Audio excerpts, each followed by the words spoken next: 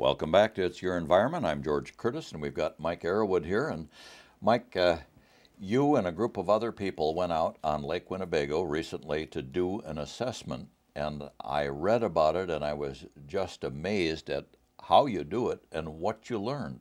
What is the health of our lake? Right now, the fish populations are in very good condition. I don't think there's a population that I know of that's really in decline right now. Everything is on the upswing. Now, how did you go about it, and how do you test that? Well, the DNR has a trawler that's based out of Calumet Harbor on the east shore of the lake. And for 5 days in August and September and October, the first week of each month, they run out and they drop a net, and they pull the net in the same direction at the same speed in 46 locations around the lake every year. And they've been doing this, I think, since 1986. So essentially, when they pull this net, it covers 1 acre of the bottom. And over time, you build up a catalog of what exists in that 1 acre every year, those 3 months, and you can establish population trends then. And so what you're doing is making a count of the young fish, right, the fish of the year, so you can tell us just how successful this year was in producing fry, if we can call them fry, and their survival. And what did we learn this year compared with other years? Well, this year, as everyone in this area knows, we had unprecedented high waters. And while it may be a natural disaster for humans, for fish, it was the greatest thing that's happened since 1996. This is probably going to be the second largest walleye hatch that the DNR has ever recorded on this system. 96 was obviously the largest, but what we normally do, like I said, this trawl happens every year, and on the last several years, on a normal net pull, we would catch 5 to 7 young of the year walleye. Well, last Monday we went out, and the lowest number that we had on any given net pull was 30 young of the year fish, and the highest was 87, which is just, it's not off the charts, but it's really good. That's pretty healthy. Yes. Now, you netted roughly an acre. Mm-hmm. You brought them up, but you found a lot of fish, I assume, that weren't young of the year. Yeah, well, the net's designed not to catch large fish. I see.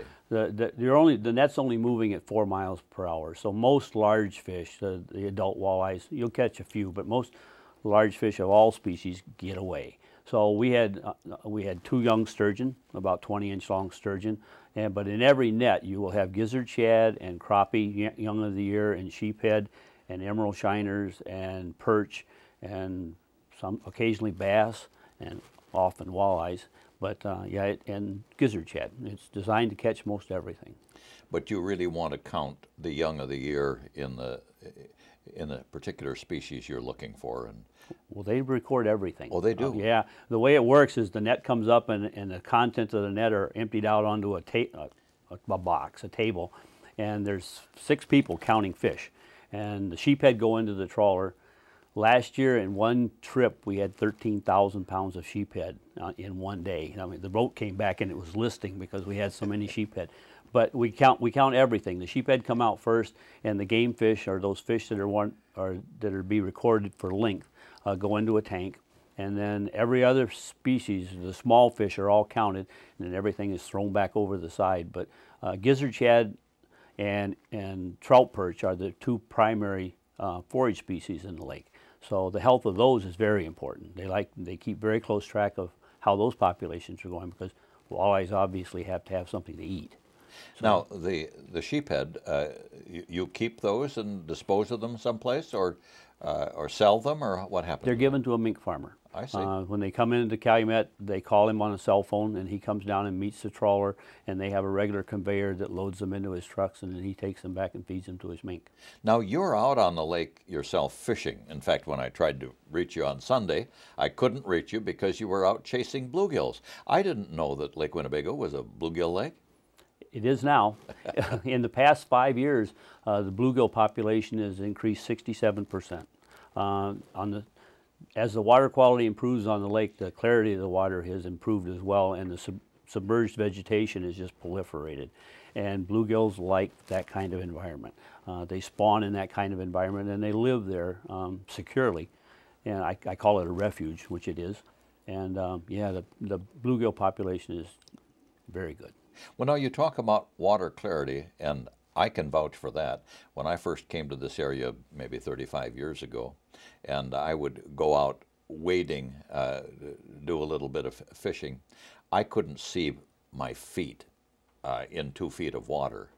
And walleye fishing to me was just as good at noon, even though I'd come from up north where you didn't go walleye fishing until dusk. Why is the water clear, and what does it mean?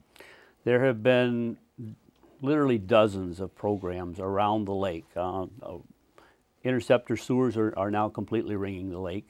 There have been watershed priority projects that have gotten rid of non-point source pollution and those sorts of things.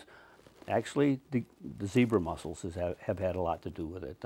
They filter suspended sediments and suspended algae and that sort of thing, and that allows the sunlight to get to the bottom as they take these particles out of the water, which has made it possible for the plants to grow better. Well, Lake Winnebago and the rivers that run into it are just the major asset that distinguishes this area from the rest of the world, or from Monroe, as I like to say. Yeah. And you, your group, and many of your friends are doing so much to make it better for all of us. And that's complex. It even involves politics. My understanding is that tomorrow you're going down to the legislature and meet with George Meyer, a former secretary of the DNR, and other advocates for our environment, because we kind of got to keep an eye on those folks too, don't we? Yeah, invasive species are a problem. Water milfoil, the zebra mussel is invasive, but there are 180 approximately invasive species already, non-native species in the Great Lakes. And keeping them out of Winnebago, we already have probably 5 or 6 in the lake. But there's one called the New Zealand mud snail and the quagga mussel that would have very detrimental effects were we to get them in Lake Winnebago. Keep up the great work. You're doing it for all of us. Sure. Thank you.